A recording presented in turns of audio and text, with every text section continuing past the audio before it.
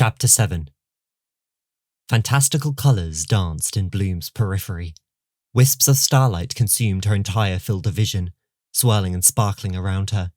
A sensation of falling possessed her body.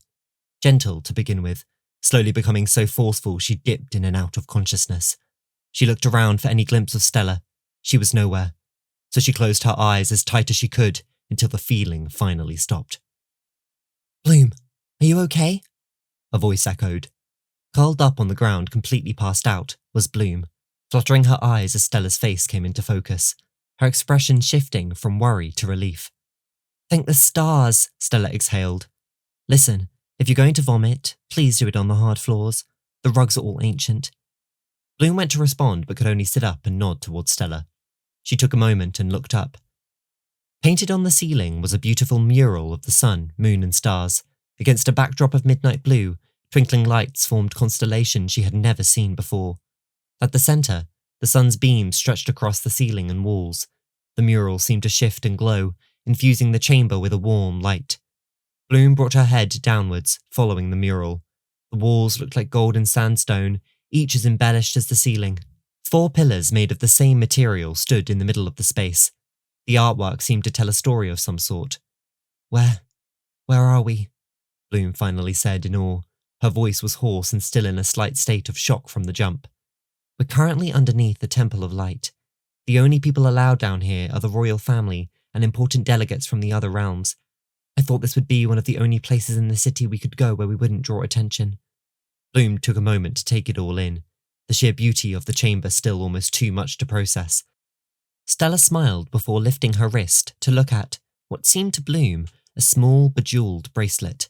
A hologram then appeared above her wrist, crystal clear, like a screen. "What is that?"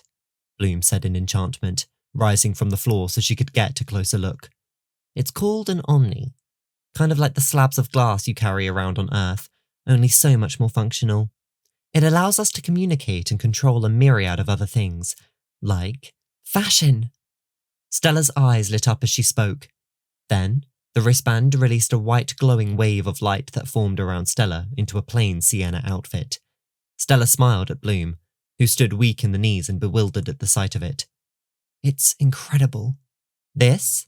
It's drab, Bloom. It's meant to be understated. Speaking of understated, I need to get you out of that abomination you have on. I wasn't talking about the clothes, Stella. I was talking about that thing. How does it work? Why did you not use it on Earth?" "Bloom." Stella wandered off through one of the many doorways in the temple. "Do I look like the girl who knows the answer to that? Something to do with little nanorobots or something?" Her voice echoed away as she spoke. A minute or two passed and she returned with a dark navy cloak. It was a soft velvet and had golden trimmings around the hood and hems.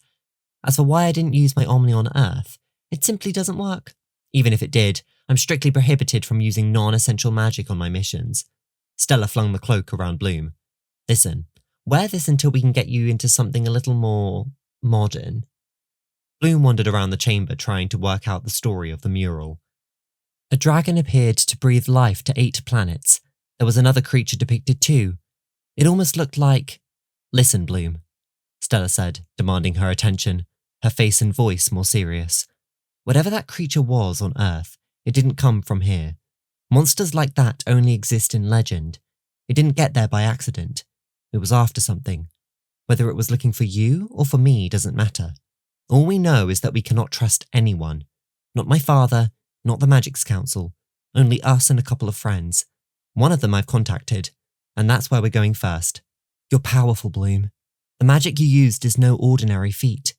Not only that, you're the only other person who saw that creature. Something is happening, Bloom, and we're going to find out what it is. I don't know how you ended up on Earth, but we're going to get all of the answers together, okay?" "Okay," Bloom stated, her voice sounding assured for the first time in a while. "Then let's go. I can't wait to show you outside." Bloom and Stella left the temple through the back onto a small street. For the first time, Bloom saw the sky of a new world. Stella put on some oversized sunglasses to try and mask her identity. She led without saying a word, and Bloom tried to follow closely behind her, every second a new question coming to mind, both about Solaria and what Stella had told her in the temple moments ago. So far, wherever they were looked almost like Rome in its architecture. Tall, stately buildings of weathered stone flanked either side, their facades covered with details and carvings. Vines clung to walls, weaving a tapestry that softened the harshness of stone. The street twisted and turned, revealing glimpses of hidden courtyards of everyday people. That was the most magical of it all to Bloom, how ordinary it seemed to everyone else. The sheer beauty of the rest of the city began to come into focus. The pair stepped out onto the main balcony in front of the temple. Only then did Bloom realize that she stood on top of a mountain with a panoramic view of the entire city. Bloom, welcome to my home, Chitaluce. Stella gestured to the spectacle. Bloom had never seen or imagined anything like it before. It was a city both of magic and technology. A kaleidoscope of colours mesmerized the eye everywhere she looked. The skyline crafted from gleaming spires, buildings of glass and metal soared, all different shapes and all covered in greenery. The city stretched from beyond the horizon all the way to the ocean. The sky was a different colour than it was on Earth, more a periwinkle than a blue. Bloom stood looking at the panorama of the city, shaking her head in disbelief. "This is Solaria?" Bloom whispered, crossing her arms over the balcony. "Yes, well, this is the capital of the realm. Look, you can see my house from here." Stella took Bloom's head and turned it to the left to face a large palace in the distance. It curved like a crescent moon and was built with materials like the Temple of Light behind them. "I can't wait to show you the city. We have somewhere to be, though, but you'll get to see more on the way. Come on," Stella exclaimed as she dashed to a building in the distance. Bloom watched the other people at the top of the mountain. They were sparse. One couple looked out over the city as Bloom did. Another took pictures of the temple using the Omni Stella had shown her earlier. Almost nothing worked the same as it did on Earth, yet everything was vaguely familiar. Looking at the clothing of everyone else, she understood why she couldn't walk around in the outfit she was in under her cloak. Bloom ran to catch up with Stella, taking in as much as she could. "Stella, wait! You never told me where we're going or who we're going to meet." Stella looked at Bloom for a moment as if deciding whether to reveal more information than she needed. "We're going to the Lupus district on the far side of the city. Before I left for Earth, an old friend of mine contacted me to ask for help. I'm hoping she'll return the favour. And right now, we need all the help we can get. She's so way smarter than me, so she'll be amazing at figuring this whole thing out." "Great. What's her name?" Again, Stella paused to think. "Layla. Her name is Layla."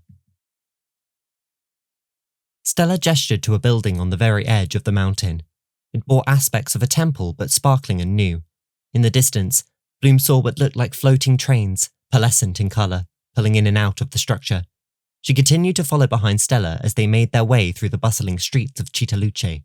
Every corner they turned revealed another spectacle, a city that brimmed with life in a way that Bloom had never experienced before. It was breathtaking and overwhelming all at once. Stella powered through the streets, but Bloom couldn't help but slow down to take it all in. Even the mundane cobblestone flooring was something to be admired. From small floating market stalls where objects danced in midair to the performers juggling droplets of water, Solaria was nothing like Earth. Everyone wore what looked like to Bloom eclectic and strange clothing. It all had a glistening quality while still looking otherworldly. It wasn't fantastical as she had imagined it. Nobody was wearing capes or tunics or gowns. The clothes were asymmetrical. She could see skirts, crop tops, tall boots, off-shoulder collars, and ultra-fitted bodices all in one glance. All colourful and jewel-toned. "Bloom!" Stella cut through. "You can see more from the levee." Stella grabbed Bloom's hand and guided her through the street. They finally approached the station, and it was a spectacular up-close. Before her stood a grand structure that looked like a piece of art in and of itself. The station consisted of glass-like material that shimmered with shifting colours, as if it was infused with magical energy. Symbols lined the exterior and glowed, giving the entire building an ethereal quality. The entrance, a series of arches, rippled like water as people passed through, their forms distorting before returning to normal. "Is that?" Bloom trailed off, her eyes fixed on the station. Stella glanced back at her and smiled. "The train station?" "Yep, pretty cool, right? Here we call it a levee station. The architecture here is a blend of function and beauty, something we're quite proud of in Solaria. This district is quite renowned for it and a tourist hotspot, so you'll have to excuse the grandeur." Bloom nodded, still in awe, as they approached the entrance. They stepped through the entrance archways. It felt like passing through water, but without getting wet, as odd as that sounds. The interior of the station was vast, with tall columns made of translucent crystal that refracted light, casting rainbows across the walls. Bloom noticed faint runes etched into the polished floor. Above them, the ceiling opened to a periwinkle sky. In the centre of the main hall, a large holographic map displayed midair. It seemed to show the train routes across Citaluce.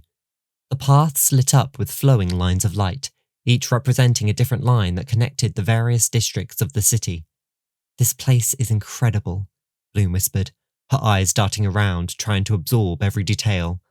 Stella smiled, a glint of pride in her eyes. "I've always taken it for granted, but yeah, it is pretty amazing. Wait until you see the views from on board." They walked over to the platform, where a sleek hovering vehicle waited. Its exterior was smooth, a metallic surface that rippled in colour as it hovered above the track. The closest thing it resembled was a bullet train Bloom had only seen photos of on Earth. The door slid open. Bloom peered down underneath the carriage. "It's floating. How?" Stella shrugged. "This actually isn't magic, believe it or not. It's some pretty advanced tech straight from Zenith. They travel through those rings, you see?" Stella pointed to shimmering golden rings on either end of the station and in the sky. "I have no idea how it works, though. You'd need to find someone from Zenith to explain that to you." "Zenith," Bloom said as she stepped inside. The seats were plush and comfortable. Each one responded to the presence of passengers, adjusting to their comfort. The windows were large and curved, offering a panoramic view of the city outside as the levee prepared to depart. Zenith is one of the 6 realms of Magix. Solaria, that's us, we're the best, obviously. But Zenith is where they make a lot of the technology you see around. They came up with the Omni, their levitation trains, arc stream, biodomes, the list goes on. I can't pretend to understand any of it, though. Stella monologued casually as they took their seats. Bloom looked around at the other passengers. They all appeared completely at ease, their Omni screens floating above their wrists as they went about their business. One woman, sitting a few rows ahead, was trying on several different outfits, each materializing and dematerializing in quick succession. Across the aisle, a group of students, young teenagers by the look of them, chatted excitedly, their voices alive with the teachings of whatever they had learned that day. One of them conjured small rain clouds in the air with a flick of her wrist, causing her friends to giggle as they watched them dance. "So, is magic just everywhere here?" Bloom asked, turning to Stella, who was watching people board the train through the window. "Pretty much," Stella replied with a nod. "It would take some getting used to, but everything is built around magic here. Some people can use it without tools, like us, but there are also ways to use magic even if you don't have innate powers. We've found ways to fuse magic and technology, but we also use magic to advance our science, and vice versa. That is why everything here looks so advanced." "It's amazing," Bloom said, looking around. As the levee began to move, Bloom felt a soft rumble beneath her feet. The train glided through the city, and Bloom watched in amazement as they soared past towering spires, glowing bridges, and floating platforms. Below, the streets of Citaluce buzzed with life, Solarians moving about their day as if it was the most mundane thing in the world. The train picked up speed, and the cityscape blurred as they left the central district and headed towards the outskirts. As they moved, Stella leaned closer to Bloom, her voice lowering. "Listen, we're going to meet someone I trust completely," she said, her tone serious. "Her name is Layla. She's from southern Solaria, and she's fierce, one of the strongest fairies I know. More than that, she's smart, resourceful. If anyone can help us figure out what's going on here, it's her." Bloom stared at Stella, noting the shift in her voice. "You keep saying we can't trust anyone else. How do you know we can trust her? Have you told me everything you think is really going on?" Stella's face darkened as she turned her head back to the window. "I have a gut feeling something bigger is at play, Bloom. That creature we faced on Earth, I can't get it out of my head that it wasn't some random attack. It's like I told you on Earth, someone wanted me out of the way, which means someone sent it. I don't know who yet, but I have my suspicions. They would need to be high-ranking members of the Solarian government. They were the only ones who knew about my mission on Earth. Right now, we can't risk letting anyone else know what we've seen or what we're planning." "Not even your father?" Bloom asked softly. "He's the king. Surely you don't suspect him, Stella?" Stella's jaw clenched. "Of course I don't, but we especially cannot tell my father. The politics in Solaria are complicated. The Magix Council is supposed to keep everything in balance, but there are people who will do anything to seize more power. I have a feeling that this creature was part of something more than what we can see." Bloom's stomach twisted as she listened, The thought of being hunted by forces she couldn't even comprehend terrified her. Stella had said it all before, but why did she feel as though she was still hiding something from her? We'll be safe with Layla, Stella added reassuringly. She has connections in the Lupus district. Hopefully she can help us figure out our next move. We can't do this completely alone after all. As they spoke, the train began to slow, the regal city centre of Cittaluce giving way to a different kind of landscape. The buildings here remained grand, but had a rougher, more industrial feel. Factories and warehouses were what the Lupus district was known for. The train slid into the station, and Bloom couldn't help but marvel again at the design. The platform hovered in midair. Above them, silver lanterns lit the station. Bloom smiled, though her mind raced. Whoever this Layla was, Bloom knew one thing for certain. She was about to dive even deeper into a world she was only just beginning to understand. Chapter 8. The shift in atmosphere felt immediate as Bloom and Stella stepped out of the station and into the Lupus district. The air carried a heavier, cooler quality with a faint metallic scent. It contrasted with the luminescent, ethereal quality of the Cittaluce centre. Here, everything seemed a shade darker in mood. The Lupus district gave off a different energy, more grounded, more industrial, with an edge of excitement. It prickled at the back of Bloom's neck. Shops and workshops lined the streets, many of them bustling with activity as artisans and engineers courted their patrons. "This place is great," Bloom murmured, her eyes wide as she took it all in. She followed Stella off the platform and scanned the streets ahead. The buildings in Lupus stood tall and modern, much like those in the city centre, but constructed from darker materials, steel and polished stone, with fewer of the glowing and shimmering. Instead, neon lights flickered in cool blues and purples, casting long, eerie shadows as they moved along the narrow streets. A rough elegance defined the district, like a city built on hard work and resilience rather than pure beauty. Stella smirked. Well, it's not as glamorous as central Cittaluce, but it's got its own charm. Bloom eyed a group of workers across the street, their dark uniforms practical, their hands glowing with magic as they levitated beams of metal. I don't know if I'll ever get used to this. Stella shook her head as she led the way down to the sidewalk. Trust me, plain old ferrokinesis gets old fast. A lot of Solaria's technology gets produced here, everything from magical tools to hover tech and kinesis-powered vehicles. It's grittier than the centre, but it's still safe, for the most part. For the most part? Bloom echoed, raising an eyebrow. Stella shrugged and adjusted her oversized sunglasses whilst glancing around the street. You just have to know where to go and who to trust. Layla grew up here, so she knows the ins and outs. She'll keep us safe once we find her. I thought you said Layla was from southern Solaria. Did I? Stella paused. She's from southern Solaria, yes. Regulus, to be specific. Lovely place by the Midnight Sea. The Crown has a beach house there. We must have you when this whole thing is over. Anyway, shall we proceed? Stella chuckled. Bloom sensed she may have flustered Stella, but decided not to press on it. They both crossed the street and wandered down the main plaza. The streets around them bustled. People moved quickly, their faces shadowed by the hoods of dark cloaks and sleek jackets, their eyes sharp as they went about their business. They fit right in with their cloaks. Fewer magical displays appeared here. No floating markets or verdant fountains. The quiet of the machinery blended with the soft clattering of metal. So, how are we going to get to Layla? Bloom asked, eyeing a large map on a nearby wall, its glowing lines outlining the districts of Cittaluce. Is she far from here? Stella tilted her head and paused. Not too far, but we need to be quick. The longer we stay out here in the open, the higher the chance of someone recognizing me. Pains of being royal and beautiful. We could get a car, Bloom suggested, uncertain about how transportation worked in Solaria. Stella made a face. Cars are inefficient, especially in Lupus. We'll get stuck in traffic, and the streets here can be a nightmare for something that big. She paused, glancing down a side street where a line of sleek, hovering bikes waited. No, we'll take the hover bikes. They're faster and free to use. Hover bikes? Bloom repeated. Stella smirked and led Bloom down toward the row of bikes. She clapped and kicked her feet giddy. Yeah, they can run on the magic of the user. They're perfect for getting around the city, especially in a place like Lupus. As they approached the bikes, Bloom examined them closely.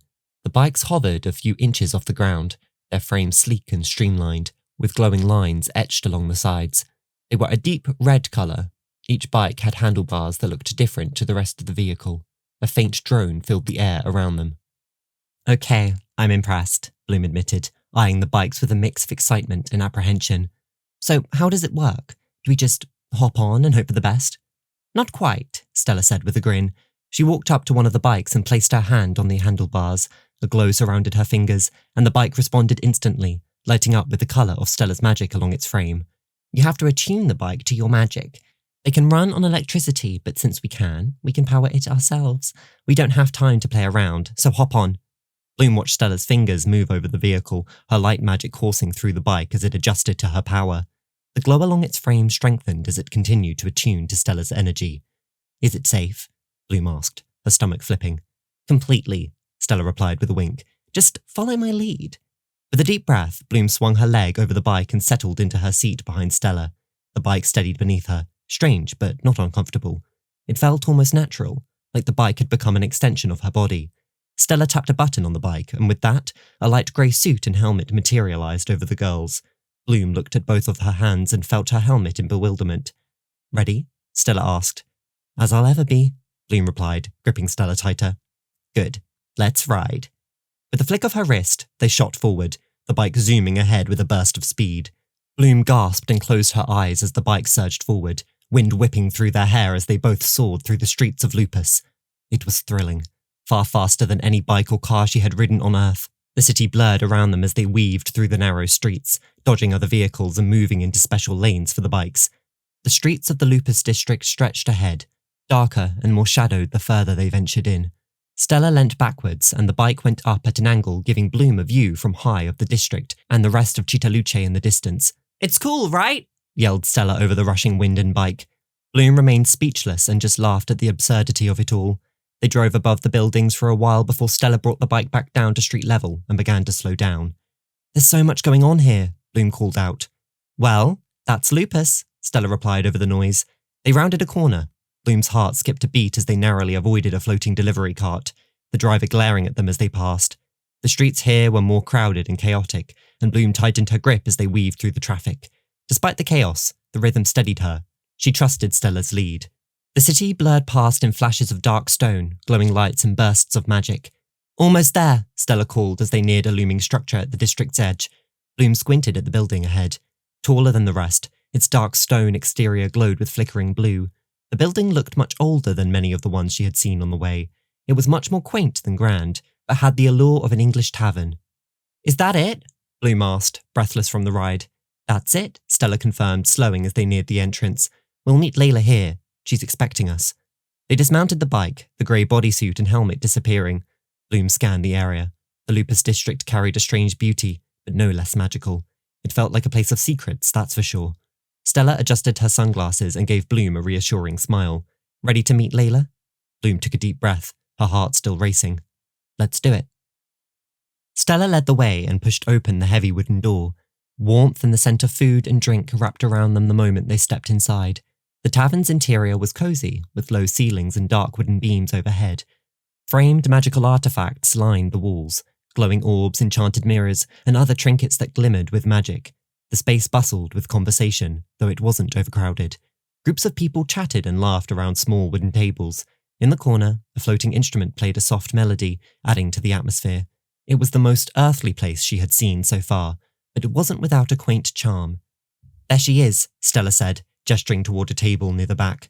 Bloom followed her and spotted Layla immediately. She was impossible to miss.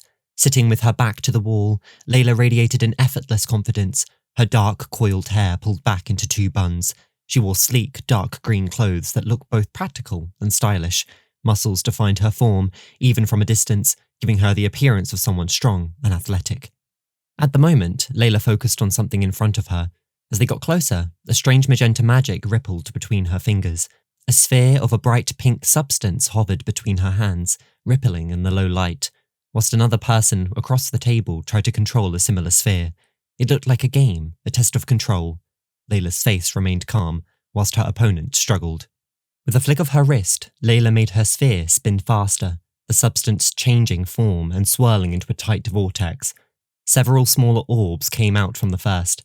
Her opponent's sphere wobbled, turning into water, then splashed to the floor, soaking them. Layla smiled, not smugly, but with quiet amusement, like the game hadn't offered much challenge. Nice try, she said, her voice low and steady. But you're gonna need more control to get good enough to beat me. Her opponent, a young man with sandy hair, laughed and wiped his face. I'll get you next time, Layla. You wait. Thanks for teaching me. Layla chuckled and leaned back, letting the sphere turn into water and evaporate from her hands. Layla, Stella called out as they approached. You're still giving these poor guys a hard time? Layla's face lit up as she turned. Stella! She jumped to her feet and rushed over, wrapping Stella in a tight hug. By the shore, I was worried sick about you. What happened? You were supposed to be back weeks ago. Stella winced and patted her back. Yeah, about that.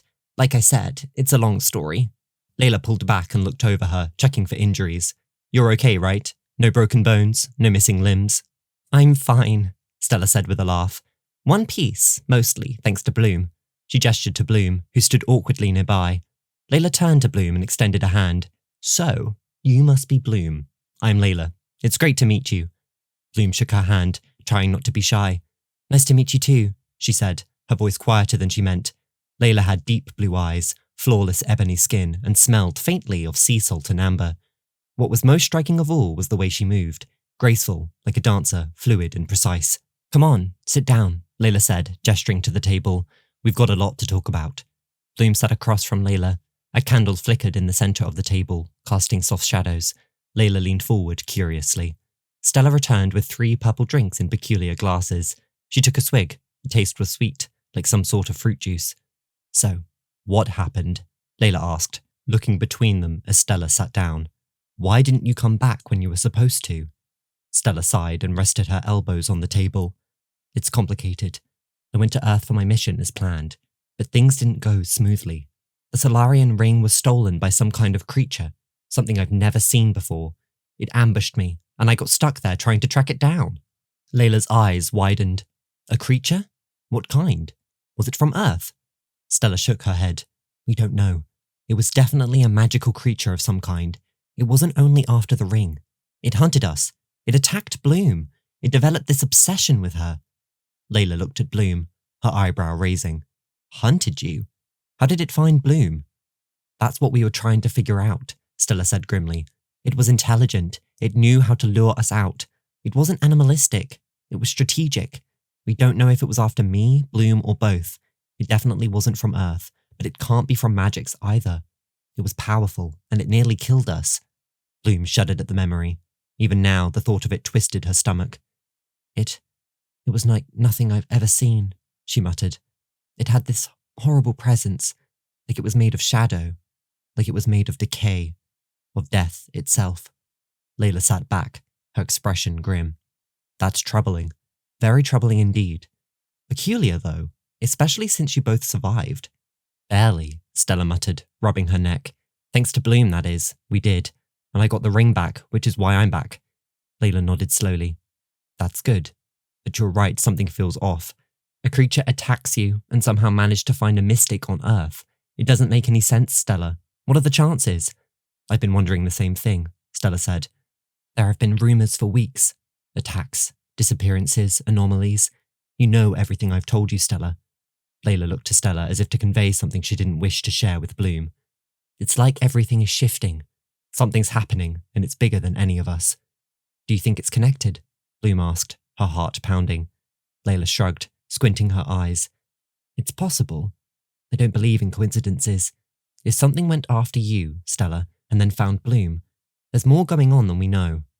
Stella leaned forward, narrowing her eyes. That's what I've been thinking, which is why we need to stick together. If something is happening, we'll need all of the help we can get.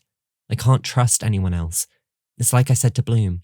The only people who knew about my mission were high up in the Solarian government. I can't trust my father, not the council. Just you and Bloom right now. Layla nodded. Agreed. We need to be careful. If the council hears about this, they'll bury it, let alone giving information to whoever is behind this. As for your father, she paused. We have to think about his safety as well as yours and Bloom's. Stella's jaw tightened. Yeah, I know. I can't say I haven't considered they could go for him. Whoever did this needed me out of the way, though, on Earth. So my thinking is that they don't have the power to hurt my father as it stands. Bloom tilted her head to each of them, wide-eyed. She had only just discovered she was a fairy. Now she faced political schemes and magical conspiracies. So, what do we do now? Bloom asked. Stella and Layla exchanged a glance before Layla answered. We go to Alfea. Alfea? Bloom repeated. It's the school I told you about, remember? Stella explained. The best place to learn magic, train, and figure out who you are. I wondered if we should hold off going for now, but Layla is right. It's safe, or safer than anywhere else. If something's happening in the magical dimension, we'll figure it out at Alfea, and we'll be together. We'll be under the protection of Headmistress Faragonda. Layla nodded. We'll have time to gather information and find out what's going on. Nobody would dare come for us in Alfea. Bloom swallowed hard. It wasn't only about answers anymore. It was about survival. That creature hadn't been the end. Something bigger loomed. Okay, Bloom said after a moment. When do we leave? Stella smiled and reached across the table, squeezing Bloom and Layla's hand. I'm so glad I have you both. I couldn't do this alone. A couple of hours went by as Stella recounted the entire story to Layla. The tavern had settled into a comfortable evening atmosphere, the conversations blending into a background melody of laughter and low voices. Bloom listened to the story Stella recounted almost as if she didn't live through it. She was still processing everything Layla and Stella had said about Alfea and the danger stirring across Solaria. She didn't know what to expect from this new school, but she trusted them both, more than she had trusted anyone. As they talked, Stella's voice dropped to a whisper, her expression shifting from relaxed to sharp. Her amber eyes narrowed, fixed on something across the room. Don't look now, but someone's watching us. Bloom instinctively turned her head, but Stella nudged her arm. I said don't look. Who is it? Bloom whispered, her stomach dropping. Layla's eyes flicked to where Stella gestured. At a table a few meters away, a cloaked figure sat alone, their hood pulled low over their face. They appeared to nurse a drink, but their posture was too stiff for someone enjoying an evening out alone. Most telling of all, though, their head occasionally fixed toward their table, as if trying to listen in without being obvious. Layla leaned back, keeping her voice low. Shady characters aren't uncommon here, but something about them feels off. You think they're eavesdropping? I'm sure of it, Stella said, steady and suspicious. They've been trying to listen to us for a while. I don't like it. Layla's words sharpened. It could be nothing. This district has spies and informants, but most are harmless. Probably someone looking to sell information. Once you get to Alfea, it will spread that you've returned to Magix anyway. What if they're working for someone? Stella added. We can't take any chances. Panic surged in Bloom. Do you think they know about the creature? About us? Maybe, Stella muttered, her eyes staring at the centre of the table. If they do, we need to know who they're working for. As if on cue, the figure stood and pushed their chair back with a loud scrape. The movement was swift, almost too deliberate, as though they had heard enough and wanted to leave. I'm going to talk to them, Stella said, rising. Layla shot her a warning look. That might be overkill. They could be a harmless local. Stella shook her head. No, I have a feeling. Layla sighed, unconvinced, but before she could protest again, the figure turned to the door, now unmistakably in a hurry. Stella took a step, and the figure bolted. I knew it, Stella hissed loudly. In an instant, Stella and Layla jumped to their feet, with Bloom scrambling after them. The eavesdropper pushed through the wooden door, knocking over a group of patrons. Stella didn't hesitate. She ran, her long legs carrying her through the pub, weaving between tables and chairs. Layla followed, her eyes locked on the fleeing figure. Outside, the streets of the Lupus district glowed dimly. The air felt sharp with the scent of metal and stone. The sun had set on the city, the sky now without its periwinkle hue. The figure throttled through the crowd, knocking into pedestrians, barreling toward a narrow alley. After them! Stella shouted. Bloom hesitated, unsure, but Stella and Layla didn't wait. They acted on instinct. In a fluid motion, Stella raised her arms and summoned her magic in a burst of glowing light. In an instant, her body transformed, the sunset orange robe she had worn reappearing, her wings unfurling in a dazzling surge of energy. Beside her, Layla transformed. Her sleek green outfit didn't change as Stella's did. Her water magic pulsed around her. The transformation took seconds, but the shift in energy was undeniable. Both girls radiated power, their wings slicing through the night as they launched into action, their speed increasing as their feet left the ground. Bloom watched in awe, her heart pounding. On Earth, Stella had been out of her depth and alone. Here, she was comfortable and confident. She had seen her transform before, but Layla moved with such ease and control. Bloom realised how powerful she was. These girls were warriors. As Stella and Layla soared after the figure, Bloom pushed herself to keep up, her feet pounding the pavement. The alley closed in, narrow and filled with shadows. The cloaked runaway had already vanished into it, but Stella and Layla weren't about to let them escape. "Layla, cut him off!" Stella shouted.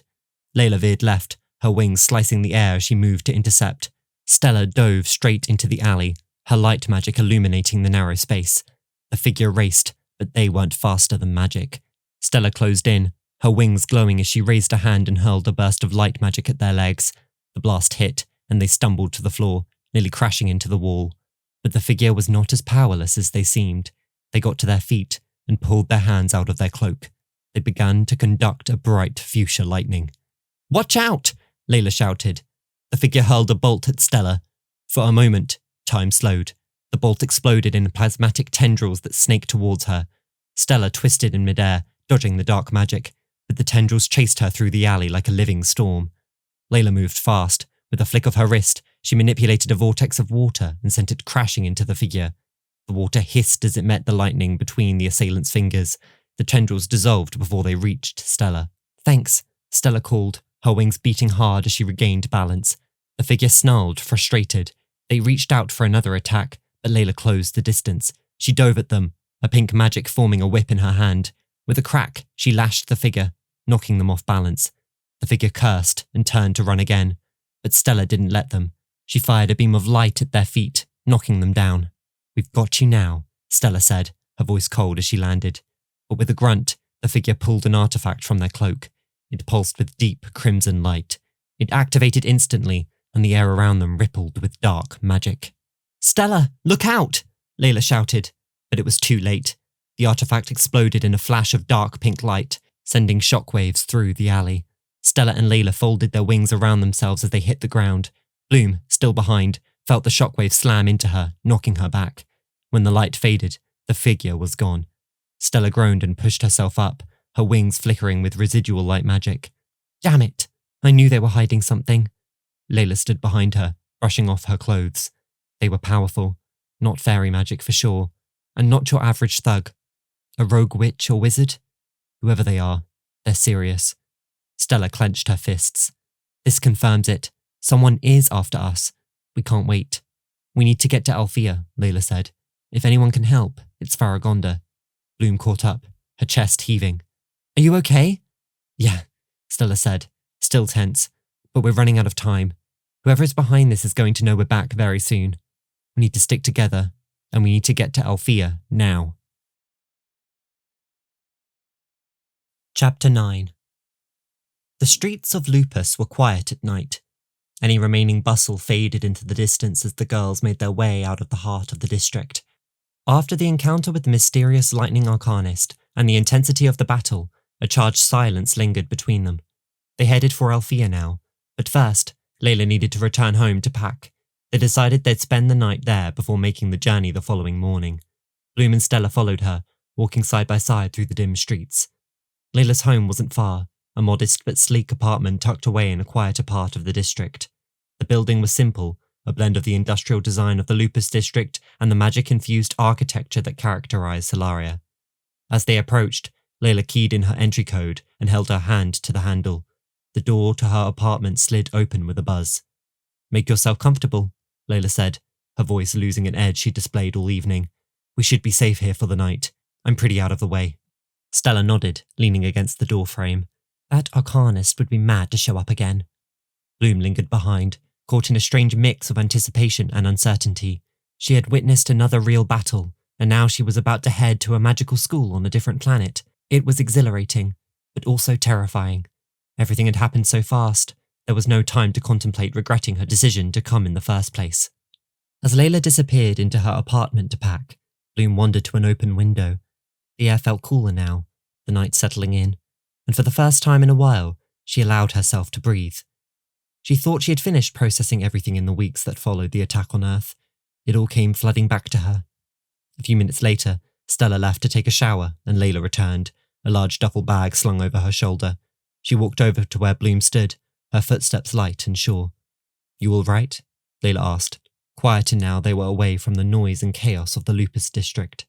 Bloom looked up at her, unsure how to put her feelings into words. "Yeah, it's a lot." Layla gave a knowing nod, her face softening. "I get it. Believe me, I've been there." You have? Bloom asked, surprised. Layla leaned against the wall beside her, folding her arms. Oh yeah. When I first started out, I felt the same way. Like I was always out of my depth, always one step behind.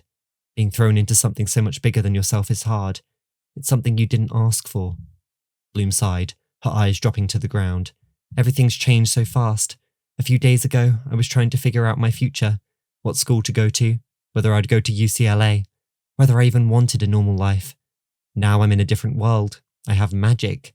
I'm supposed to go to a school for fairies. It's overwhelming. I know, Layla said, but you're not alone. There was a sincerity in her voice that caught Bloom off guard. She looked up at Layla, surprised by the vulnerability in her expression.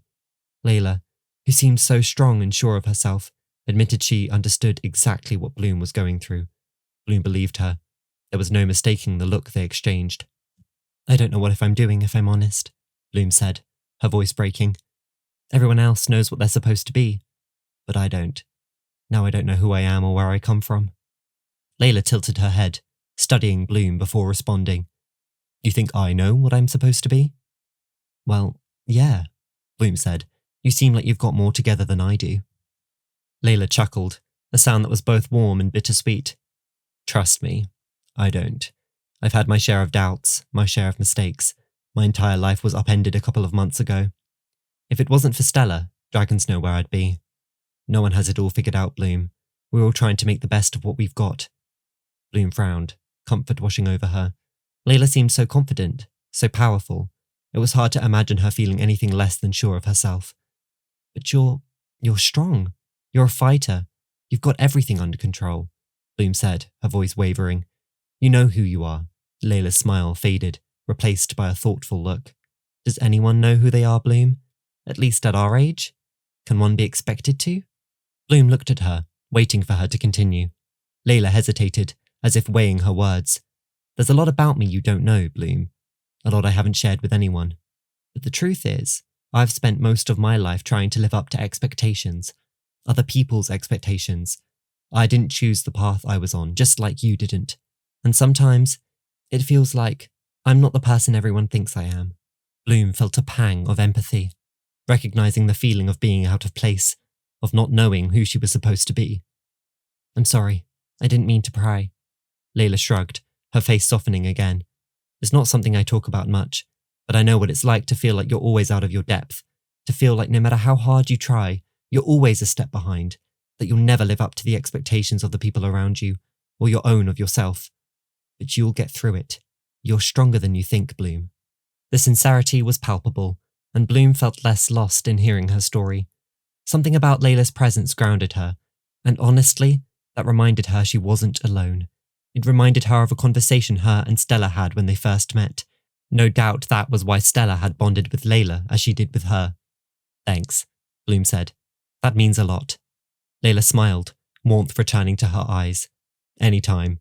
And so you know, whilst I'm a great fighter, there's more to me than that. You'll see. Bloom raised an eyebrow, intrigued by the mystery in her words. What do you mean?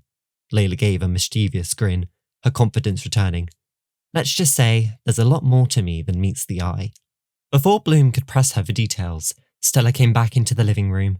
Hey, are you two done bonding over there? Early night. We've got school to get to in the morning. Layla laughed and pushed herself off the wall.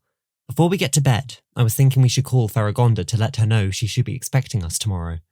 Bloom had heard the name several times before, back when Stella explained her plan to go to Alfea.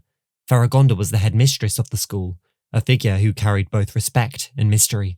From what Stella said, she was one of the few people they could trust. There was a deep bond between them, built on loyalty and trust. Stella began to control her Omni.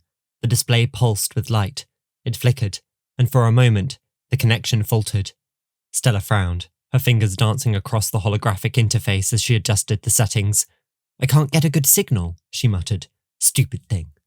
Layla glanced around, her eyes scanning the streets. Makes sense. We're at the edge of the city.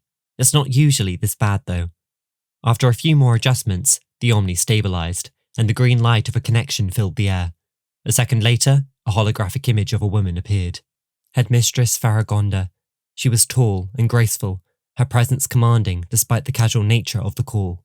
Her long, silvery hair was pulled back into a loose braid, and her sharp eyes gleamed with intelligence. Though she appeared calm, a strength radiated from her, a fierceness that commanded respect. "Stella," Faragonda said, her voice a mixture of warmth, caution, and relief. "I was beginning to wonder when you'd call." "Sorry, headmistress," Stella replied, her tone respectful but familiar. "We've had complications." Faragonda's eyes darted to Layla and Bloom, her look lingering on Bloom longer than expected. "I see. Complications indeed. And who might this be?" "This is Bloom," Stella said, stepping aside. Well, it's complicated. She's the one I told you about, and the one who fought with me on Earth."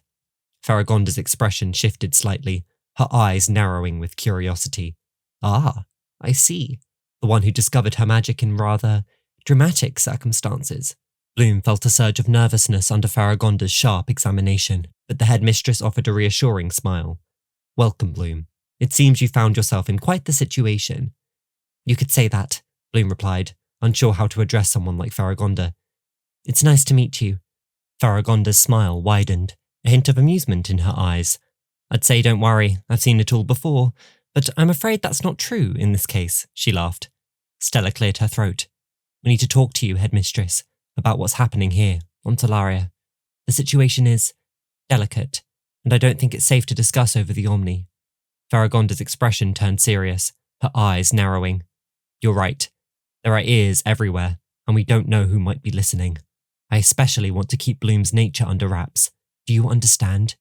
"I understand. We'll get her to Alfea in one piece," Stella said, smiling at Bloom. Layla stepped forward, her voice steady. "Faragonda, you should know. This evening, someone using a powerful magical artifact attacked us. It wasn't a random fight. Whoever they were trying to get information, probably about the creature we fought on Earth." Faragonda's face shifted. "That's troubling. Artifacts like that aren't easy to find. Whoever they are must have serious resources and connections, and if they're after information about the creature." "I know," Stella said, "which is why we're coming to Alfea tomorrow. We need your help." Faragonda's concern for Stella was clear. "You'll always have my help, but be careful. The situation at Alfea isn't as stable as you might think. We're facing pressures from the Magix Council to drop certain academic exceptions, the very protections that will allow me to keep you safe here." Bloom glanced at Stella. "You mean the Magix Council could be in on this as well?" Faragonda's expression darkened. "Let's not jump to conclusions, but err on the side of caution. The Council is not to be trusted right now. They have their own agenda, and it doesn't always align with what's best for Magix and its citizens. Some among them seek power above all else." "So we're on our own," Layla said. "Not entirely," Faragonda corrected. "You have allies, myself included.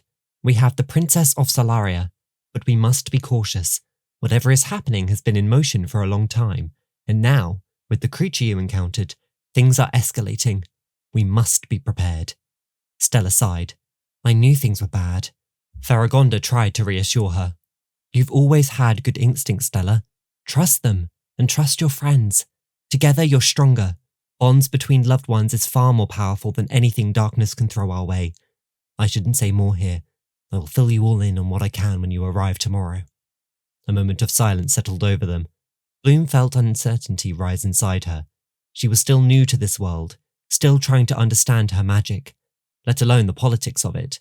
But something in Faragonda's words did reassure her. "We'll be there soon," Stella said. "Good," Faragonda replied. "And when you arrive, head straight to me. I'll need to speak with Bloom personally. There's much to discuss and prepare for. Be safe, all of you." The connection flickered, and Faragonda's image faded, leaving only the soft light of the Omni as it powered down. Stella exhaled, her shoulders sagging. "Well, that was reassuring, sort of." Layla crossed her arms. "Faragonda knows more than she's saying. I don't think she wanted to share too much over the Omni, but she'll end up keeping things from us tomorrow." "Yeah," Stella agreed, "but at least she knows. Miss F has connections everywhere." The girls looked towards one another for a moment before Layla finally broke the silence.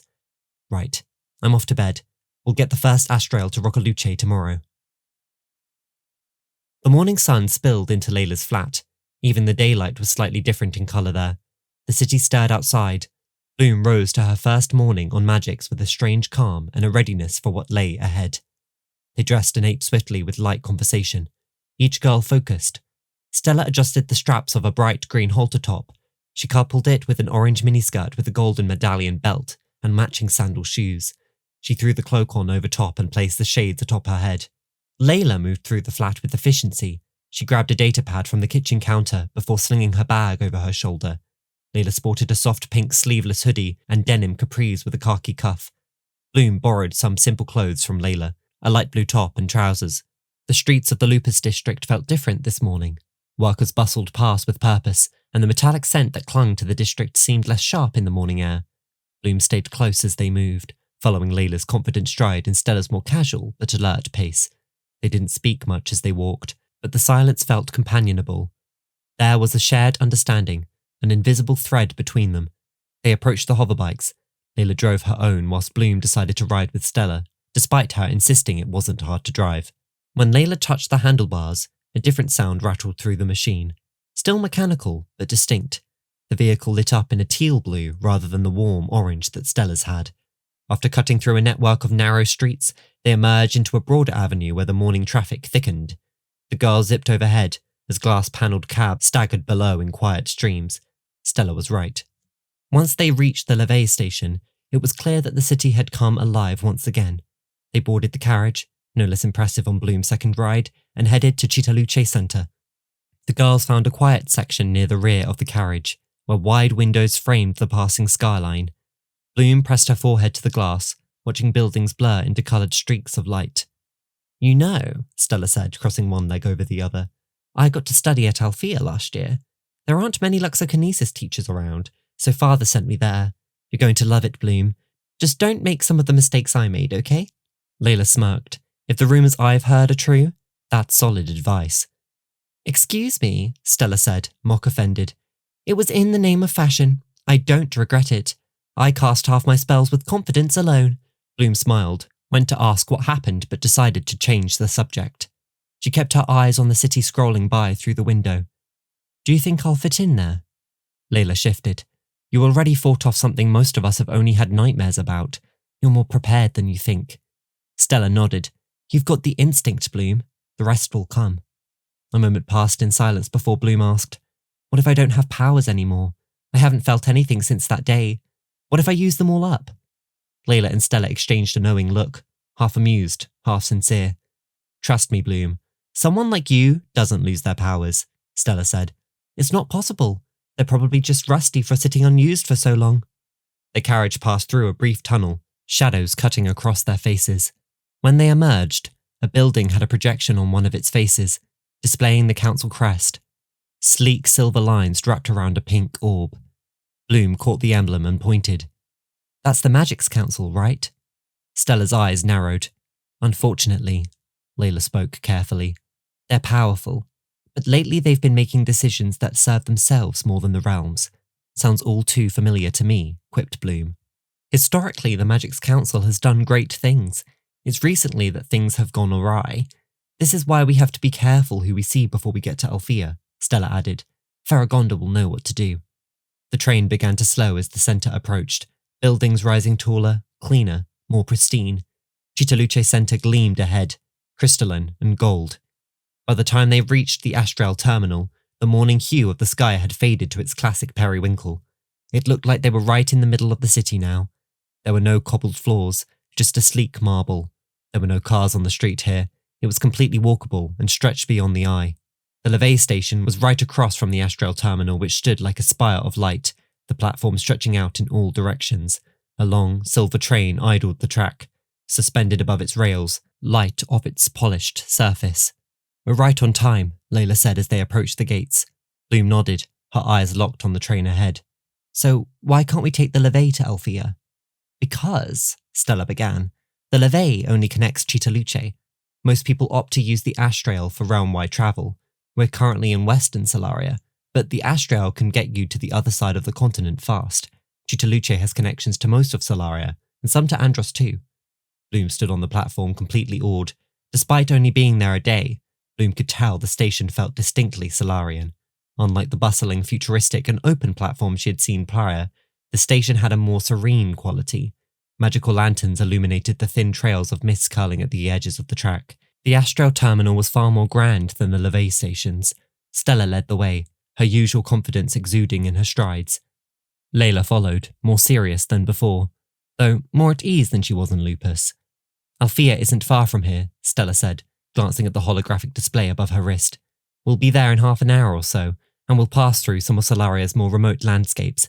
It's one of my favourite parts of the journey. Bloom nodded and looked at the sleek magical train waiting at the platform. It hovered as the Levay did, but above track. Its entire body shimmered with a silver light. This felt more akin to a train Bloom had seen before. As they stepped inside, pleasant cool air hit them. The interior matched the exterior of the train. Wide velvet seats and large windows were arranged in groups of 4. They found seats at the end of the carriage. Bloom settled into hers with a sigh of relief. Stella sat across from her, still in her oversized sunglasses and hood. Layla sat beside Bloom. It was clear many other students were on the train as well. Dozens of prospective fairies lined the platform, chatting in clusters, bright with anticipation. They all wore sleek travel clothes in the distinct Solarian style, a few still outside, their parents offering last-minute advice, quick embraces and encouragements. Bloom watched them board, each group carrying its own excitement. Some practically bounced with energy, whilst others looked pale and determined, as if trying not to show how scared they felt. A soft chime echoed through the station, and the carriage doors slid closed. The Astral gave a gentle lurch, then began to glide forward, pulling smoothly out of the terminal. The platform drifted past, taking with it the crowds of waving hands and familiar faces. Bloom turned to watch Chitaluce fade into the distance. The train was fast, very fast. The enchanting buildings of the city quickly gave way to wide green fields, glittering rivers, and distant mountains. Wow, she breathed. Just wait, Stella said, smiling. The best part's coming. Layla leant in to take a better look at the landscape. Solaria is beautiful. Not as beautiful as Andros, though. Her tone held a teasing lilt, directed at Stella. Stella gave her an amused, sarcastic smile. Of course not, she muttered. What's Andros like? Bloom asked, turning to face Layla. Layla looked up, as if sifting through memories for the right words. It's south of Solaria. Very different. The food's amazing, the oceans are clear as crystal, and the people are some of the best you'll meet. Bloom frowned slightly. Have you spent a lot of time there? Stella had told her Layla was from Chitaluce. Then she'd said she came from southern Solaria. Now Layla spoke like she wasn't Solarian at all. There was a brief pause. Layla spent a lot of time in Andros, being from Regulus. Stella cut in, glancing at her. Right, Layla? Yes, Layla said quickly. I spent a lot of time there. She turned to Bloom. What about you? What's Earth like? Nothing like this, Bloom replied. But it has its own charms, I suppose. The train continued its journey. Outside, the train shifted. Fields of fantastical flowers stretched to the horizon. Rivers sparkled as they wound through deep green forests. The sky above was clear, streaked with gold-threaded clouds. Stella pointed toward the mountains in the distance. Those are the Castleton Mountains, one of the highest ranges in the realm. They stretch all the way down to Callisto. As the train sped on, the landscape grew wilder. Fields gave way to towering trees with leaves that glowed from the sunshine. Every so often, Bloom caught glimpses of strange creatures darting between the trunks, creatures unlike anything she recognized. Soon, they reached the edge of the forest. The train emerged into a vast clearing, a great lake upon the horizon. We're almost there, Stella said. That is Lake Roccaluce. Alfea is on the edge. Lake Roccaluce stretched for miles, its waters a lavender blue reflecting the sky. Droplets sparkled across its surface, and Bloom felt its energy even from the train. Wow, she murmured. It's said to be one of Solaria's most ancient places. They say if you look deep enough, you'll see the surface of other planets reflected in it. Bloom stared out. The train continued, passing over bridges that crossed the lake, the view shifting with every turn. She saw the town of Roccaluce in the distance, a quaint settlement nestled on the lake's shore. Its stone and wooden buildings wore moss-covered roofs, but still had a fantastical, otherworldly feel. The train slowed as it neared the station, and Bloom couldn't look away.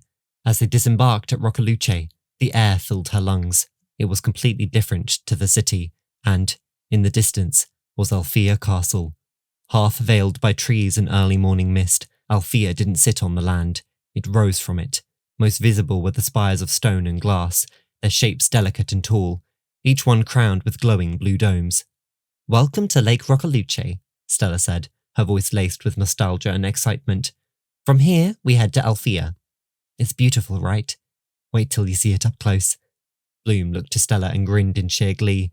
She had come so far from the life she'd known, and she'd almost made it to the doors of Alfea. It somehow defied her expectations. The girls arranged their final transport. Though the station held old worn charm, the cab waiting area buzzed with technology. Floating cabs, sleek and streamlined, hovered a few feet off the ground. Stella flagged one down quickly. The driver, a woman with short brown hair and warm eyes, nodded and prepared the cab. "This one's ours," Stella said, opening the door. "Alfea, here we come." They climbed inside and the cab lifted off the ground. Bloom watched as Roccoluce was left behind them. The landscape inclined as they moved toward the castle. The forest passed by them, the ride smooth and quiet. As the cab rounded a bend in the mountain, Bloom's breath caught. Nestled among the trees, in jagged peaks, stood Alfea.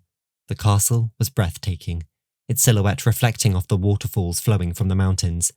The architecture blended old and new. Tall towers rose into the air, their spires crowned with domes and intricate elven-like designs. Smooth pink stone walls curved into bridges connecting the wings of the structure. Large windows, some round and others shaped like leaves, reflected the sun's afternoon rays across the castle. But it wasn't just the ancient beauty that captured Bloom. Glass bridges suspended high in the air, and crystal nodes embedded into stone blinked softly. The contrast gave the castle a feeling, as if it existed outside of time. "This is Alfea?" Bloom whispered. "Yep," Stella replied, smiling at her reaction. "Welcome to your new home."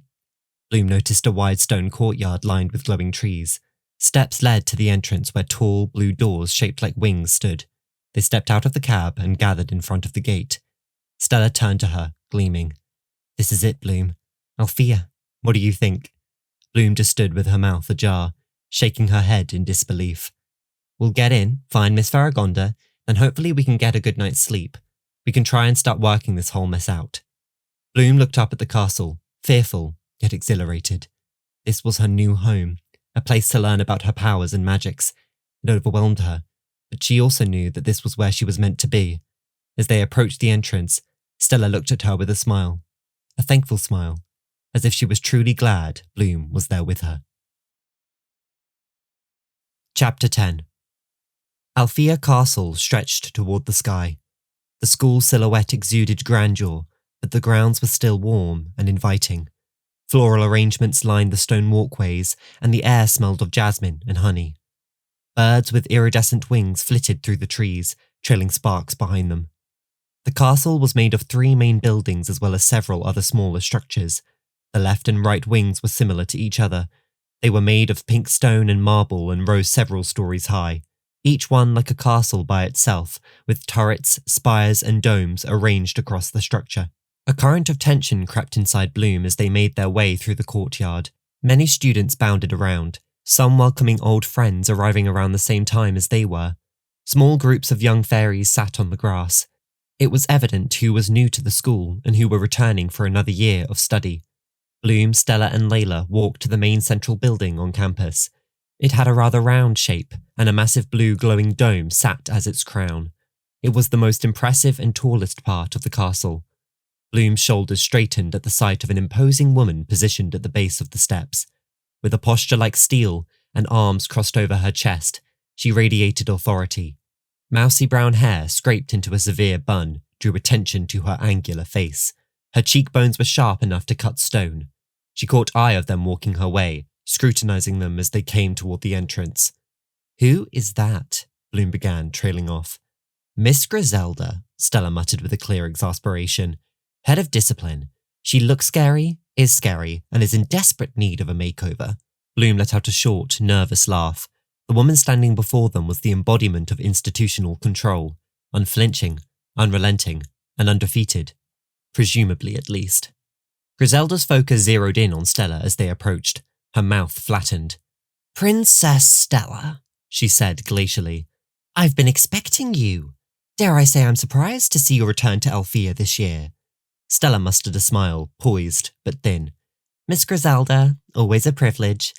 Griselda arched an eyebrow. Given your incident in the arcanistry lab last semester, I am dumbfounded why the school let you back in this year.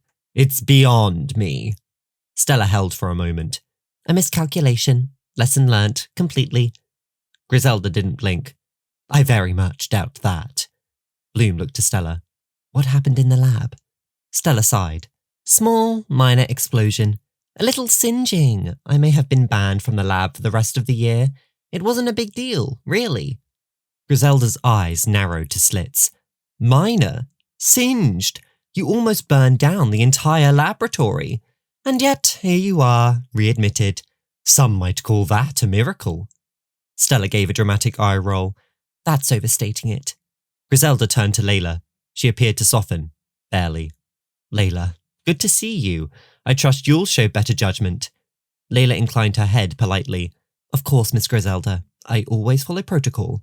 Griselda's attention returned to Stella. Ensure that you do. There will be no repeats. Stella sighed with restraint. I'm here to study. Nothing else.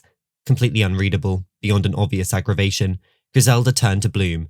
And you must be Bloom, the Earth girl. Bloom's throat tightened. Yes, that's me. Something seemed to shift in Griselda. Interest, perhaps, or suspicion. Your arrival has sparked considerable attention amongst the faculty. Don't expect any special treatment from me, though. I don't care if you're from Earth or otherwise. Got that? Bloom managed a small nod.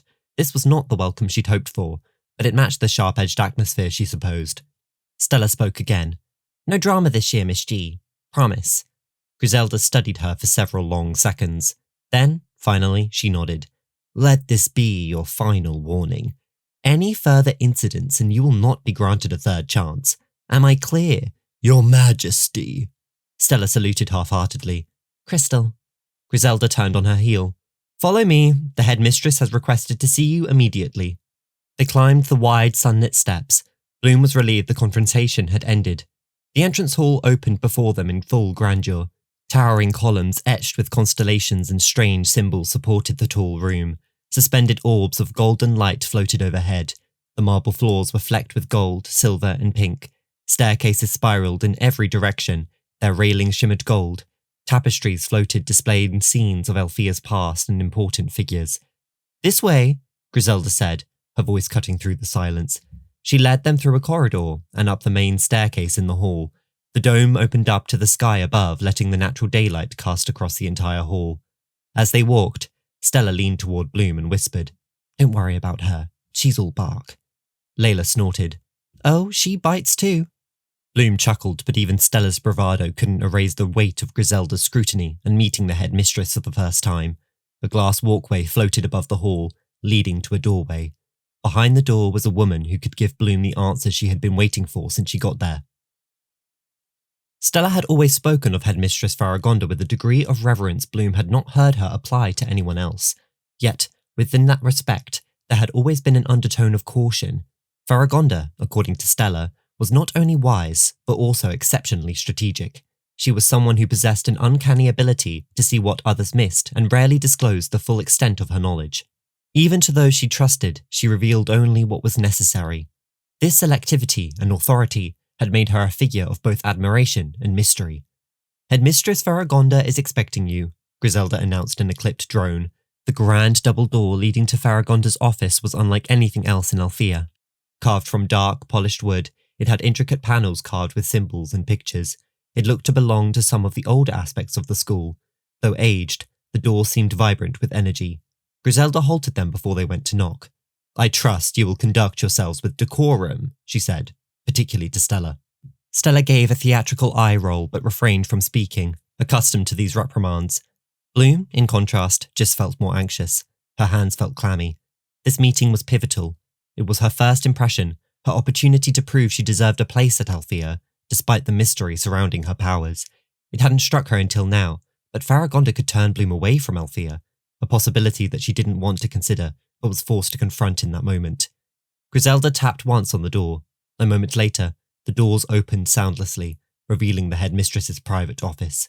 The room blended simple with the scholarly. High walls with expansive shelves overflowed with tomes, parchment scrolls, and mystical artifacts. There was a scent of aged paper and something herbaceous, perhaps lavender or dried starleaf. A large window behind the central desk allowed the afternoon light to pour in, gilding the office in warm, golden tones that touched every surface. The light gave the space an atmosphere of invitation, yet it did not diminish its elegance. At the desk sat Faragonda herself, composed as anything. Her silver hair, worn in a braid, contrasted with her youthful, perceptive eyes that seemed incredibly adept at observation. She wore a suit jacket and trousers in soft blue and gold, understated, yet refined. Every part of her demeanour suggested that she saw everything and judged nothing.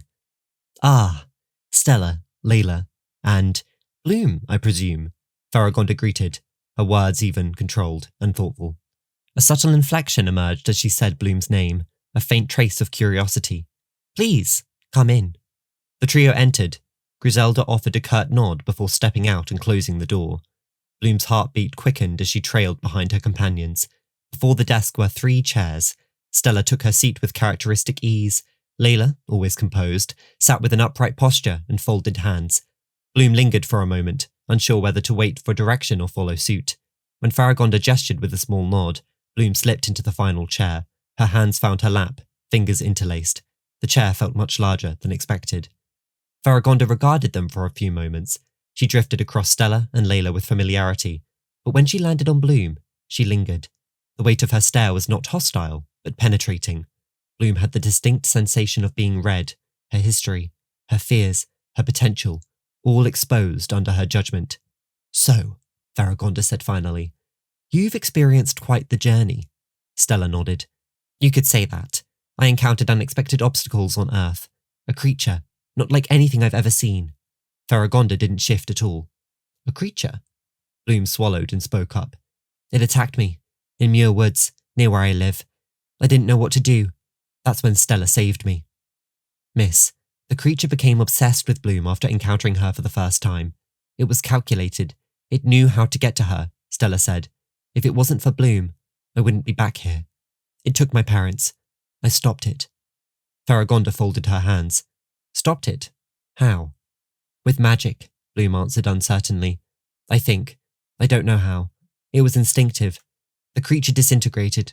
I barely remember and I haven't been able to access that power again." Faragonda tilted her head, thoughtful. "Magic, particularly in latent users, often manifests in crisis. It reacts to need, not will. The fact that Stella was unable to destroy the creature, and you could produce enough energy to do so, untrained, is, well, I'm not sure if I believe it. Such a feat would be exceptional, unheard of. Yet, so is finding a mystic on Earth." Bloom looked to the floor. "So, what does that mean for me?" "It means," Faragonda said gently, "if what you say is true, you possess a deep potential. Your magic is not gone, Bloom. It is latent, waiting to be understood. Magic is not conjured through effort alone. It is revealed through self-awareness and intention." The quiet that followed wrapped around Bloom. She was doubtful, yet some part of her felt soothed by the explanation. There was still fear, but there was a little certainty now. Stella interjected. "Miss F, I don't think that creature just stumbled into Earth. It was sent. I'm convinced of it." Faragonda finally let a serious look onto her face. "I agree. Creatures of that caliber don't exist here, let alone on Earth. It's plausible it was dispatched with a purpose. Whether its intended target was you, Stella, remains to be seen. Whatever that purpose was, led it directly to you, Bloom." Bloom's breath caught. The implication unsettled her. "But you're safe now," Faragonda continued. "Alfea is protected by ancient, powerful magic. No entity enters uninvited. This place is more than a school. It is a sanctuary. You see, Alfea operates as its own entity," Faragonda explained. "This institution has stood for millennia, through traditions and history. We have specific legal protections, you see. Whoever is behind this won't be able to access any of you, as long as you're here. Nobody has power in these walls, except for me, of course." Despite the warmth of her words, Bloom noticed something unspoken in Faragonda. The guardedness, the depth of knowledge the headmistress was choosing, for now, not to share. Stella leaned back, her arms crossed. "And the Magix Council? They really don't have a say in any of this?" Faragonda remained composed, sharp as ever. "The Council has its jurisdiction, but Alfea functions autonomously. We preserve certain liberties that allow us to make decisions free from political pressures. These decisions prioritize the safety and growth of our students. There are times when council oversight can prove limiting. There was no mistaking the implication buried in her words, and Stella understood. Faragonda turned back to Bloom.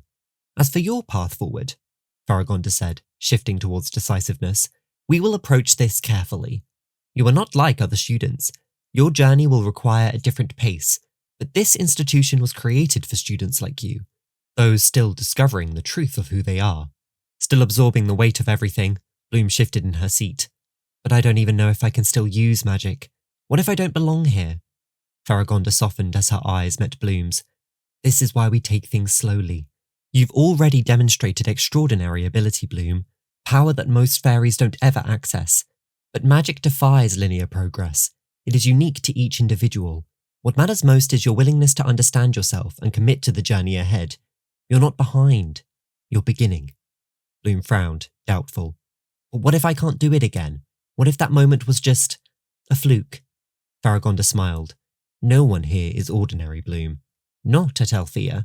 You don't need to have all the answers right now. Magic is not a skill you perfect overnight. It's a process. Let us help you. Bloom took in the words. Although the doubt still lingered, it now coexisted with something else. Possibility.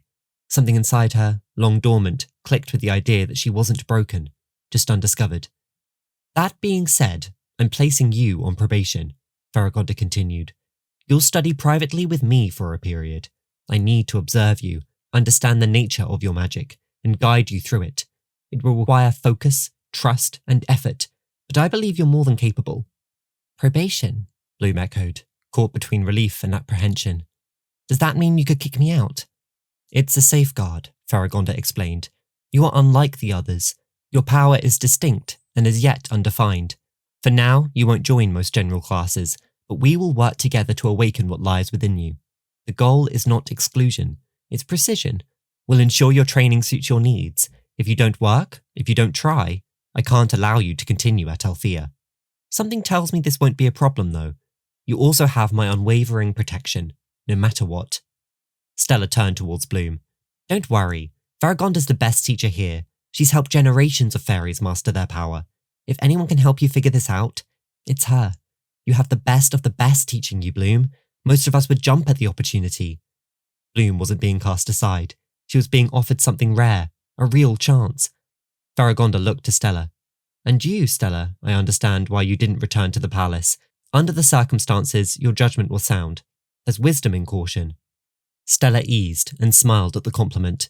Better safe than sorry. Whoever sent that thing to Earth, whether it was targeting me or Bloom, it wasn't random. We couldn't afford to give more information to whoever is behind this. You trusted your instincts, Faragonda said. That decision may have saved both of you. There are forces in motion none of us fully comprehend yet. Within these walls you have protection, and, most importantly, time. It would be best, Stella, to alert the king of your return. Now you're here, news will get back to him eventually. Can I trust you to contact him? I expected that, and yes, I will contact the palace tonight. Headmistress, Layla said, speaking up for the first time. Do you believe this is tied to the wider disturbances across Magix? Everything that happened? The sightings? Faragonda turned to Layla. It's possible, but speculation without evidence serves no one. We must observe, collect information, and remain vigilant. For now, your focus must be on learning. The protections around Alfea remain intact, but caution is never wasted. Please promise me you'll try to enjoy yourselves. Make friends. Leave all of this with me for now. Bloom shuddered. She knew about the creature and the attack, but what are these disruptions in Magix? Now, Faragonda continued, you should settle into your dormitories. Bloom, I will meet with you soon to begin our private sessions. Stella, Layla, you're both free to begin your courses and connect with your instructors. There's much to prepare. Stella and Layla both nodded, rising from their seats. Though the conversation had formally ended, a weight still hung between them and the headmistress. Faragonda's composed demeanour never cracked, but something suggested she remained on alert, watchful, even as she offered reassurance. Thank you, headmistress, Stella said. We'll help Bloom settle in. Faragonda gave her a single nod, her eyes locking with Stella's. I trust you will. Support one another, remain cautious, and remember, you're not alone in this. With that, the meeting concluded. The three girls began to leave. Faragonda went to return to the parchment on her desk before asking one final question. Bloom. Bloom turned to face Faragonda. On Earth, your magic, what was it? What element? She asked calmly. Fire, Bloom replied. All I remember is feeling like I couldn't control it, but I was somehow also it. Is that weird? No. It's quite normal for someone not to be able to control their magic. Faragonda paused. In that moment, she let her facade drop. In that moment, Faragonda showed, just for a second, how she felt. She was shaken. Faragonda looked scared. Good night, miss. Thank you for everything. Bloom followed Stella and Layla toward the door, her thoughts still swirling. She looked back at Faragonda one last time, and, to her surprise, Faragonda was staring right back, deep in thought. Chapter 11. The corridors of Alfea were much more homey than its exterior. Inside, the walls were made from polished beige stone and white marble. Some of the corridors were clearly older than others. Some had stone flooring, and others had marble and red carpet. All it did was add to the charm. Orb chandeliers dangled above, illuminating the already bright corridors, and the windows were large and arch-shaped. Looking out, you could see the school gardens, the rest of the castle looking even larger from within. The scent of lavender and aged parchment drifted throughout. Bloom meandered, absorbing her surroundings. The place somehow retained a humble energy, despite being an elite institution. Ahead, Stella and Layla walked together, deep in conversation. Their laughter mingled with the ambience of footsteps from other students. Bloom lagged behind, pausing at intervals to admire the view from each window. Beyond the glass, Alfea's grounds stretched out. Meadows rolled into forests and over mountains. In the other direction, Lake Rocaluce shimmered beneath a lilac sky in the distance. What do you think? Layla asked, slowing to match Bloom's pace. I don't think I'll ever get used to this, Bloom admitted. Well, give yourself a couple of weeks, Stella cut in. Honestly, this place is nothing compared to the Royal Palace of Solaria. They could do with a bit of colour. So much beige. I'll forward my interior designer's number to Miss Faragonda once this whole thing is over as a thank you for helping us out. Stella gestured to the arches, thinking about the several alterations she'd make to the space if she could. Layla smiled. You'll adjust. Hopefully the roommate situation won't be a disaster. Navigating the school felt like exploring a living maze. Corridors bent around towers, stairwells led to gardens, and doorways would lead to outside walkways. Even Stella, despite her familiarity with the campus, admitted to taking wrong turns. Bloom didn't mind. Each misstep revealed somewhere new. Each classroom was unique, some cozy, others open, some historical, others modern. Eventually they reached the West Wing. It was a lot easier to navigate than the central castle. They wandered the corridor's red carpet until finally finding their room. The door was large, ornate, and inlaid with delicate golden patterns. Stella pressed her hand to the wood, which seemed to recognize her palm, then the door swung inward. Welcome to our new home, ladies, Stella said, stepping aside to let Bloom and Layla enter first. The room was nothing short of awe-inspiring. The main living area was spacious and whimsical. Unlike much of the castle, which was historical, the room was modern and sleek. A plush sofa rested in the centre, surrounded by complimentary armchairs. A holographic display hovered above a marble table, shifting between school announcements and forecasts. To the side, a kitchenette and dining nook overlooked a terrace where late afternoon sunlight leaked into the room. The top of the room had a blue-tinted skylight, which matched the other windows around the room, each with seating below. 6 bedroom doors, in sets of 2, curved along the walls, each marked with a unique sigil. Bloom found hers, marked with a dragon. She placed her hand onto the lock and stepped inside. Shelves lined the walls, partially stocked with beginner books, a modest-sized bed placed in the middle as well as a desk for studying. Tall windows opened onto the glade, which let in the breeze and birdsong. Bloom walked over, drew back the curtains, and stood in the sunlight. It felt as though she was back in Muir. Almost. She noticed that there was a sliding door connecting her to another room that was ajar. She lingered for a moment before catching the scent of wildflowers and earth that poured into her side of the room. It was a familiar smell. It smelled of gardenia. She peered inside where greenery dominated the space. Ferns spilled from hanging baskets, orchids bloomed along trellises, and fresh herbs lined the windowsill. On the bed, a girl sat cross-legged, carefully trimming a vine. She did a double-take before beginning to beam in joy. "You must be them," she said brightly, standing in one smooth movement. Her outfit, a khaki top and rose skirt, complemented the room's palette. Long, dark hair flowed down her back, and 2 lighter strands framed her face. "I'm Flora. she said, extending her hands. You're Bloom, right? Griselda said you were coming shortly. Flora took Bloom by both of her hands. Her skin was soft and warm against Bloom's, which was clammy and cold. Your room's beautiful, Bloom said. It reminds me of home. Linfea? Flora asked.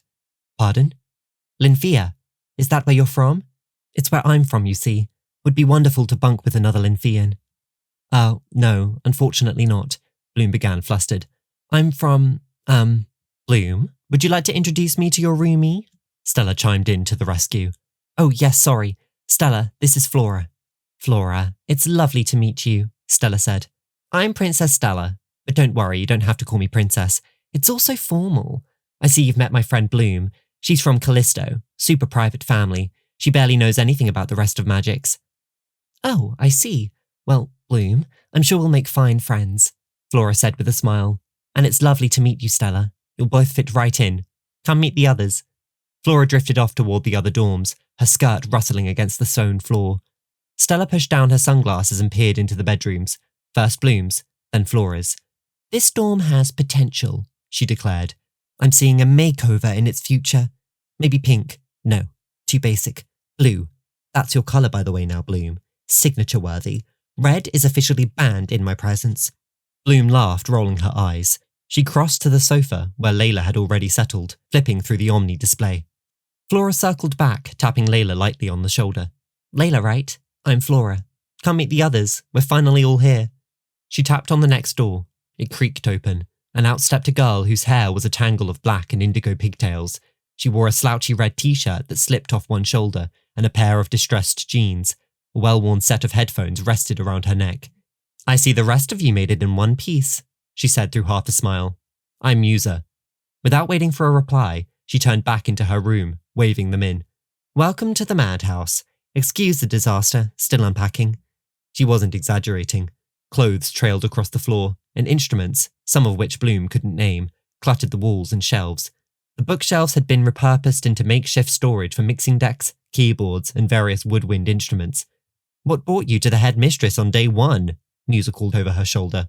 Late admission, Stella replied flatly, eyes scanning the chaos. We had to speak with Faragonda. Musa smirked. Ah, so you're Stella. If you plan on blowing up the Arcanistry lab again, give us a heads up so we can bounce. Stella groaned. It was one spell. People really don't let things go. What happened? Bloom asked, genuinely curious now. I tried to create a new shade of pink, Stella replied.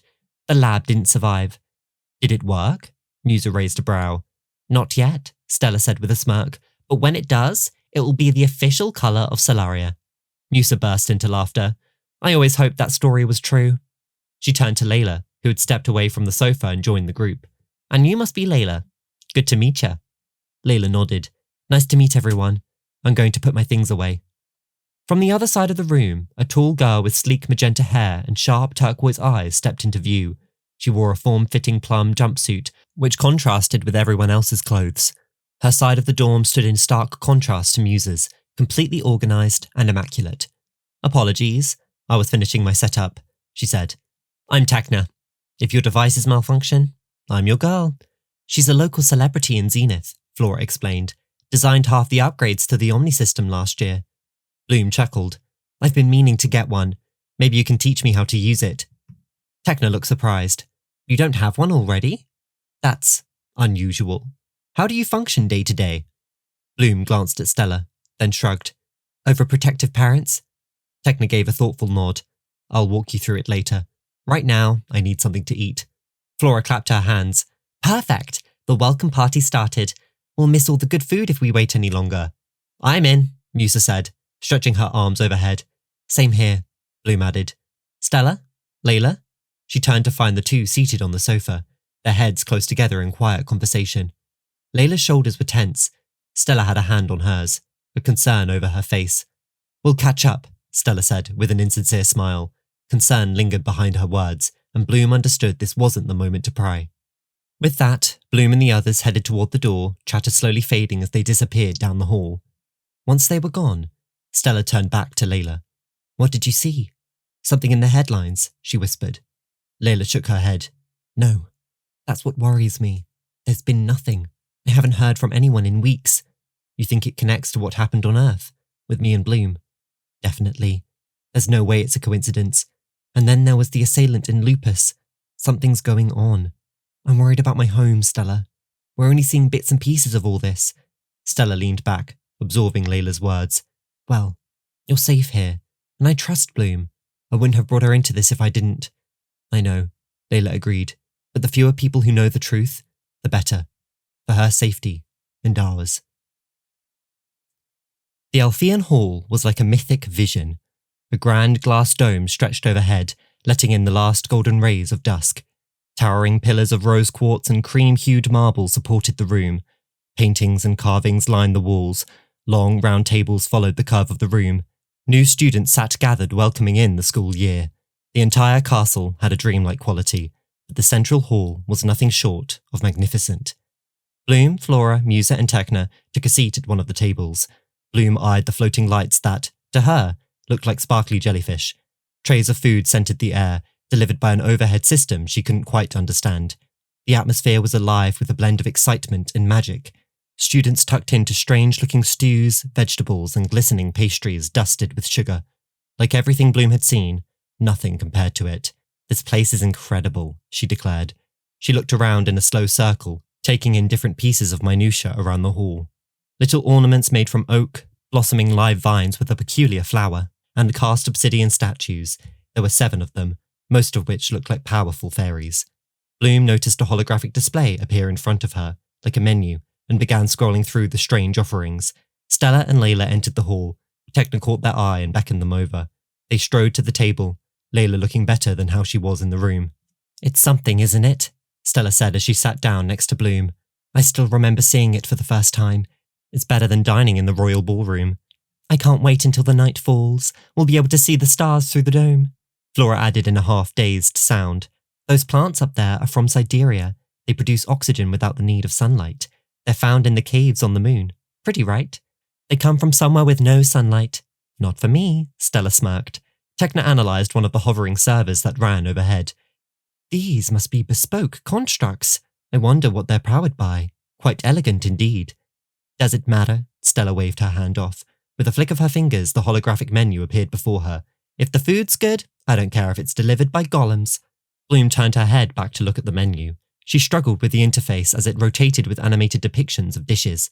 They looked like crystal dumplings, glowing soups and golden pies trailing steam. Some names she recognised, most she didn't. Pick anything, Layla said, sliding into the seat opposite her.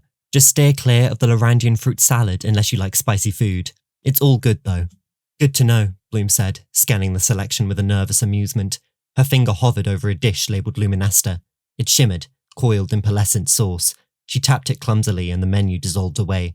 I still can't believe we're here, Musa declared loudly. It's something we've worked at for so long. Now it's happening. She was clearly excited. It occurred to Bloom in that moment that, not unlike Earth, college admission must be a stressful ordeal. At the thought, a twinge of guilt came over her. After all, she hadn't earned her place like the others. At least, not yet. Alfea makes you feel like that, Stella said warmly. But no matter what, it can make you feel at home. Doesn't it get overwhelming? Bloom asked. Living in a place like this, doesn't it ever feel too much? Too much? Tekna laughed. How can it? This is what every fairy in the system dreams of. With the enrollment ceremony tomorrow, and the Roccoluce Gala after that, you should enjoy it, Bloom. What are they like? Bloom leaned forward curiously. The ceremony, the gala. They're steeped in tradition, Flora said.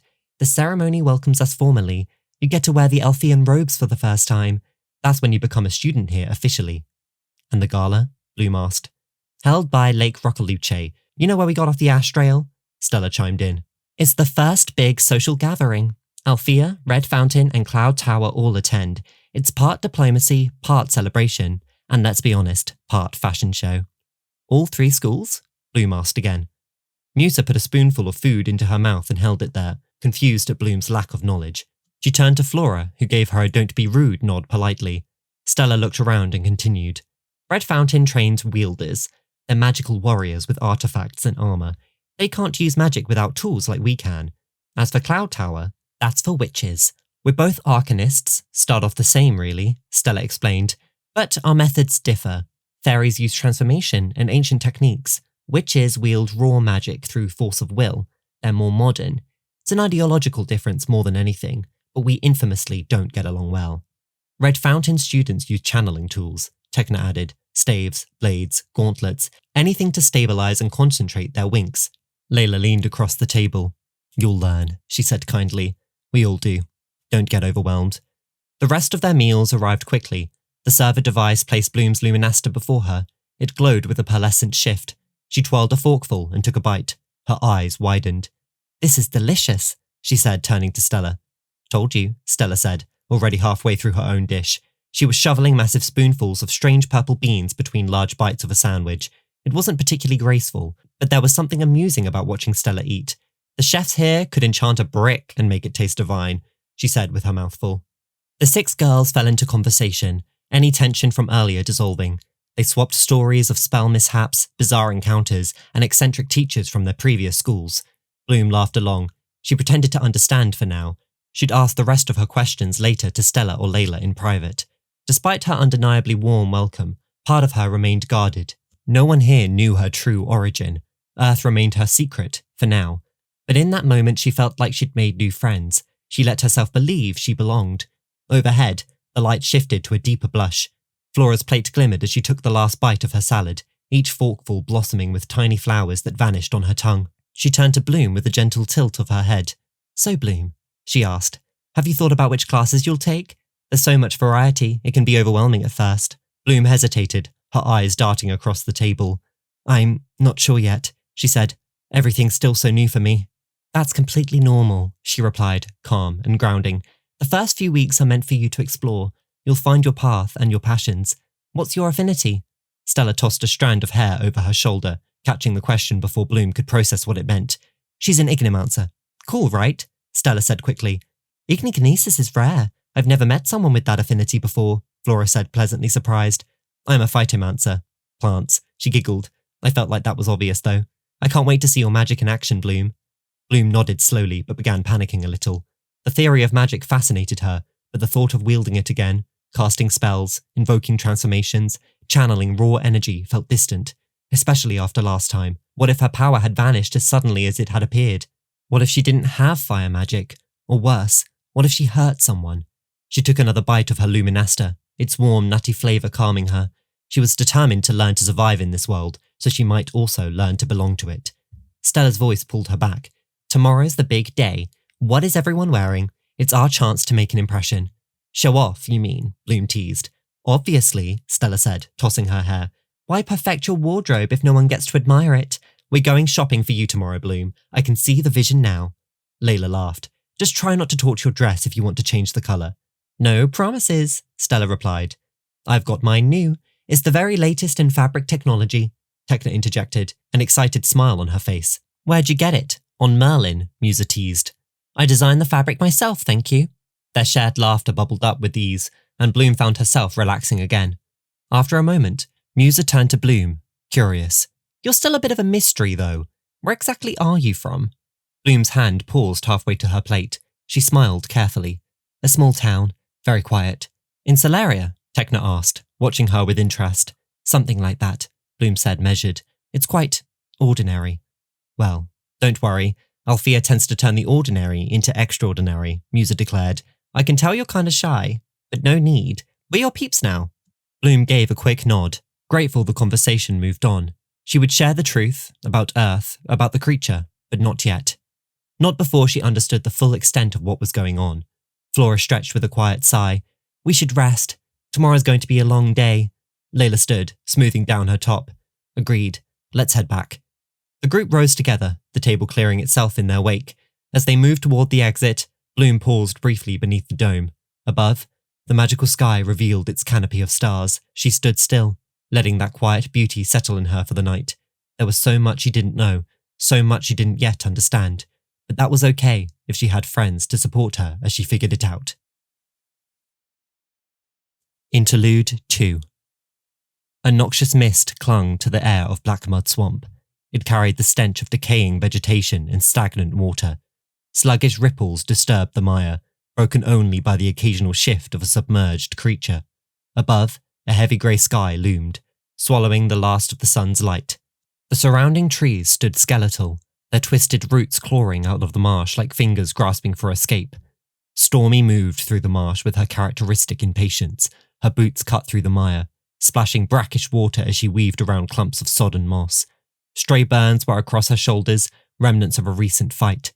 Her clothing also bore the evidence, scorched edges and ash-stained seams. None of it seemed to slow her. Her focus remained sharp. "Icy?" she called, echoing across the clearing. A bit of wind curled through the trees as Icy emerged. She stepped from behind a gnarled willow with deliberate composure. Her silver hair flowed behind her like smoke, and her crystal shimmered at her chest. Though she wore the Cloud Tower faculty robes, hers had been tailored, sleek, sharp-lined and regal. Power clung to her presence. Every step landed with intention. "You're late," Icy said coldly. Stormy scoffed. "I'm the first one here. You were just skulking in the dark like an old bat." Before the tension could escalate, Darcy appeared. She glided through the mist as though the swamp parted for her. Her cloak hovered above the mud, untouched by the filth below. The dim pulse of her Whisperian crystal glowed through the folds of her layered garments. She said nothing at first, brushing a damp leaf with her shoulder. "Enough," Darcy said. "We're not here for posturing." Stormy crossed her arms. "I saw something, in a tavern in Lupus. Stella is alive." That name cleaved the silence. Icy froze. Darcy recoiled in shock. "Alive?" Icy stepped forward.